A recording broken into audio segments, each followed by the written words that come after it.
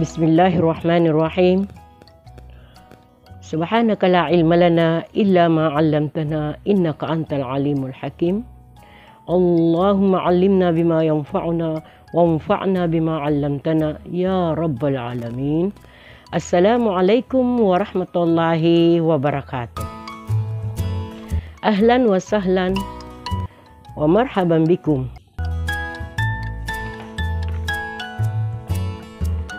Insyaallah, muli na naman tayong mag-aaral.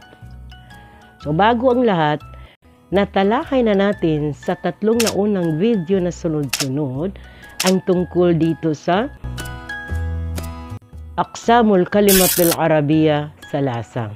Ibig sabihin yung parts of speech sa Arabic ay tatlo. So natalakay na natin yan sa napaka-basic na paraan. Ngayon naman sa video na ito, bago tayo magtuloy-tuloy, ay pag-usapan muna natin ang tungkol sa pagkakaiba-iba nitong tatlong bahagi ng Aqsamul Kalima al-Arabiya. So, ano nga ba ang pagkakaiba nitong tatlo na ito? Ayon sa ating research, mula sa kitab Mulakhas Qawaidul Lughatil Arabiya Bita'lif Fuad Ni'mah, pwede niyong hanapin yan sa internet. Ayon sa kitab na ito, yatamayyazul ismu an ghayrihi min al-kalimat fi annahu, may kakaiba dito sa ism sa kagaya niyang kalima. Ano ang kakaiba? Okay? Una, sabi niya, yumkinu tanwinuhu mithlu rajulun, kitabun, syajaratun. Ibig sabihin doon, kapag ism daw, ay pwede siyang maging tanwin. Ibig sabihin, pwede siyang magkaroon ng tanwin na haraka. Yung tanwin po, nandoon po sa nauna nating video, natalakay natin doon yung tanwin. So, again, pwedeng magkaroon ng tanwin. Unang palatandaan o unang kaibahan ng ism mula sa kanyang kapwa kalima. Rajulun, kitabun, syajaratun. Pangalawa, yumkinu idkhalu al-alayhi mithlu ar-rajulu, al-kitabu, asy-syajaratu. Yan ang halimbawa. Pwede daw magkaroon ng alif at saka lam. Yung alif at saka lam, yung al. Kagaya ng ar-rajulu. Kasi dito sa una, rajulun. Dito sa pangalawa, ar-rajulu. Kitabun, dito naman, al-kitabu. Syajaratun, dito, asy-syajaratu. So, pwede daw. So, ganun din po yung al. Pwede nung i-search dahil natalakay ko na rin kung ano itong al. Okay? So, pangatlo na kaibahan ni ism mula sa kanyang kapwa na kalima, mula sa kanyang kapwang Arabic na salita, ay yumkinu idkhalu harfun nida alayhi mislu ya Muhammadu, ya rajulun. Pang-apat na kaibahan ni ism mula sa kanyang kapwa kalima ay yumkinu jarruhu min hurufil jar. Maaari siyang magkaroon ng haraka na kasra. Yan ang ibig sabihin ng jar, kasra. Maaari siyang magkaroon ng jar, kasra, min hurufil jar sa pamamagitan ng pagpasok ng harpun min hurufil jar. Yung isa sa mga huruf na ginagawa niyang kasra ang haraka nito. Wal idafa, at pwede rin siyang magkaroon ng kasra sa pamamagitan ng idafa. Mislo, ala syagerati at gusnus syagerati. Panglima na nabanggit dito na kaibahan nitong isam mula sa kapwa niyang kalima ay yumkinul isnadu ilayhi ayul ikhbari anhu. Maaring i-connect sa kanya ang kahit na anong ikhbar o khabar. Kagaya ng al-kitabu mufidun. So, pag-usapan muna natin itong haraka, kung saan ba nakalagay. So, ang tinututukan natin dito sa bawat Arabic words na pinakatutukan na haraka ay bawat last letter, bawat huling letra ng salitang Arabic. Halimbawa, rajulun, ang tinututukan natin dito ay itong lam, naging tanwin. Kitabun, yung letter na ba, naging tanwin, kitabun. Syageratun, yung ta marbuta. Lahat po niyan ay nabanggit na natin sa previous video natin na kung saan siguro more or less mga 2 years ago na yun. Dahil ang tagal-tagal ng inyong lola na hindi nakagawa sa mga iba't ibang kadahilanan po.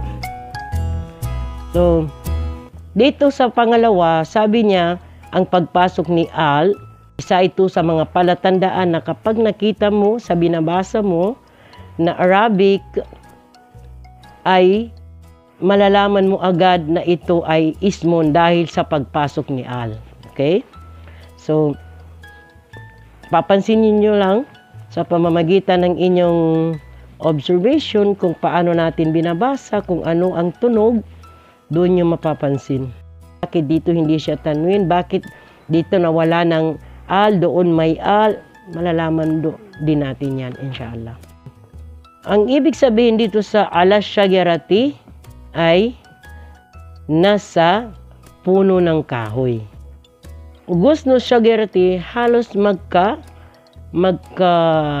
parehas lang, pero ang kaibahan lang, ibig sabihin ng gusnus syagera, sanga ng kahoy. Ang ikalimang napansin na ayon dito sa kitab na ating tinitignan ay yumkinul isnad ilayhi ayul ikhbari anhum. Ang isam ay maaring magkaroon ng isnad o karagdagan o idadagdag sa kanya na anumang mga akhbar. Ibig sabihin yung khabar. Mislo al-kitabu mufidun. Binibigyan natin ng kaunting kuro-kuro o kahulugan para kahit man nandun sa kahulugan niya ay meron tayong matutunan. Ibig sabihin ng al-kitabu mufidun. Ang aklat ay makabuluhan. Ibig sabihin, ano ang opposite ng makabuluhan? Walang saysay. So, mufid, makabuluhan. Al-kitabu mufidun. Kapag sinabi mong walang saysay, al-kitabu gayro mufid. Laysa mufidan. Okay. So, yan ang 5 palatandaan na pagkakaiba o kaibahan ng isam mula sa kanyang kapwa mga kalimat al-Arabiya. Ano naman ang kaibahan ng fi'al, ng action word mula sa kapwa niyang mga kalimat Arabiya? Sabi dito, yatamayyazu al-fi'lu an ghayrihi min al-kalimat fi annahu yumkinu ittisaluhu bi ta'il fa'il mithlu katabtu syakartu. Sabi niya, ang fi'il daw ay maaari siyang dugtungan, madagdagan, madugtungan sa bandang kaliwa, sa bandang last letter nito ng ta'ul fa'il. Ibig sabihin ng ta'ul fa'il, itong nakadugtong dito na to. Yung to, ang nakadugtong sa kanya na ang tawag dito ay ta'ul fa'il. Doon sa isam hindi applicable sa kanya ang ta'ul fa'il. Kasi hindi maaaring sabihin na rajultu. kitabun to. Hindi po pwede. So, ikalawa na napansin natin na kaibahan naman ni fi'al mula sa kanyang kapwa kalimat Arabiya ay yumkinu ittisaluhu bita'it ta'anis. Maari siyang madugtungan ng ta'ut ta'anis. Ibig sabihin ng ta'ut ta'anis, yung ta na pambabae na ang kanyang haraka ay sukun. Nabagin din natin sa previous video natin yung tao sa akin na palatandaan na babae ang doer, ang fa'il. Ta'ut ta'anis. Kagaya ng katabat, nagsulat ang isang babae. Bata man o matanda, basta babae, ang kanyang magiging doer ay ta'ut ta'anis sa Arabic. Taktubu, nagsusulat ng isang babae. Dapat makuha rin natin muna itong mga 4 na palatandaan na pagiging mudari ng isang fi'il. Kasi sa Arabic, meron din siyang palatandaan at mayroon mga rules kung paano ito ginagawa. So, ang pangatlo dito na napansin natin na kaibahan ng fi'il mula sa kanyang kapwa kalima ay ittisaluhu biya'il mukhataba.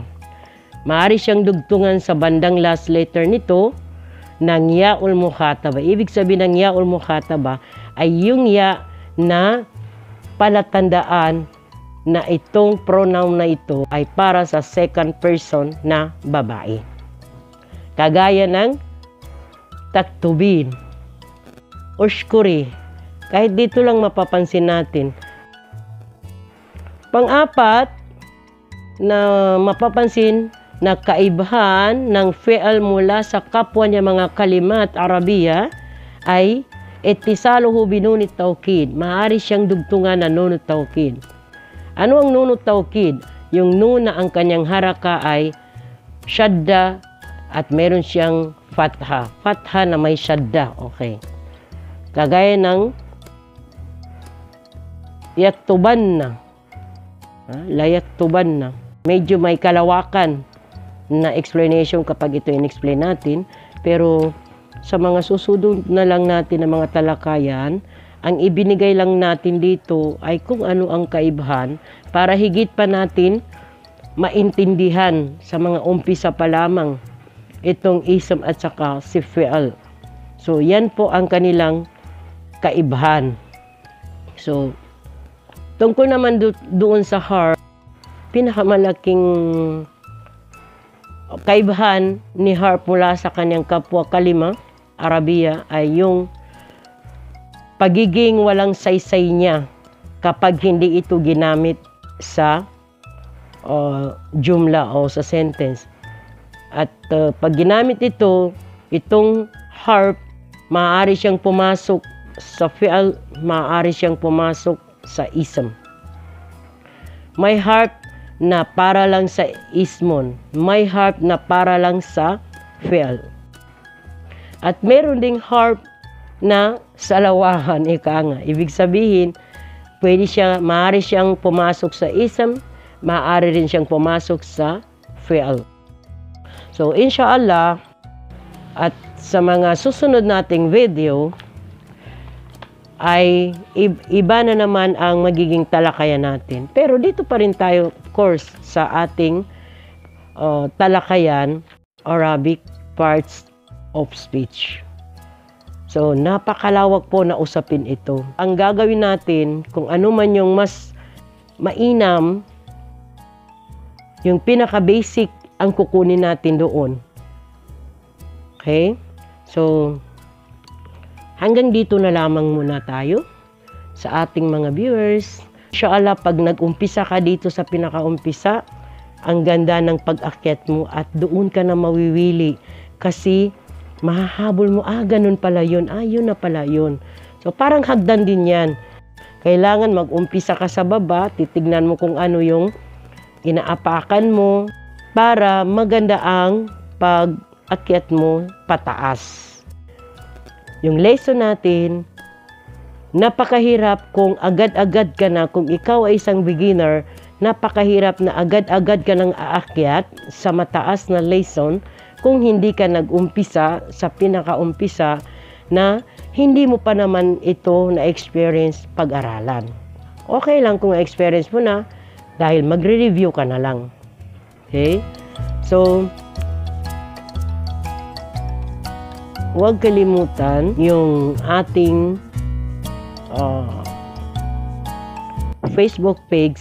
Dalawin din natin kasi kaya ako gumawa ng Facebook page dahil yung hindi makapasok sa YouTube, meron kasi mga nagsasabi sa akin na sa FB lang madalas sila mag-open. Kaya sabi nila gusto daw nila yung contents ko, gawa daw ako, mag-upload daw ako sa Facebook. So kaya gumawa ako ng ating Facebook page, City Sara Tutorial Vlog. Hindi ko alam, basta biglaan lang yung paggawa ko, kaya yan na yung naging title, which ang category nito ay education. So, hanggang dito na lang. Wabillahi taufiq wal hidayah. Hanggang sa susunod nating video, inshallah. Maraming salamat. Syukran sa inyo. Ilan lipat.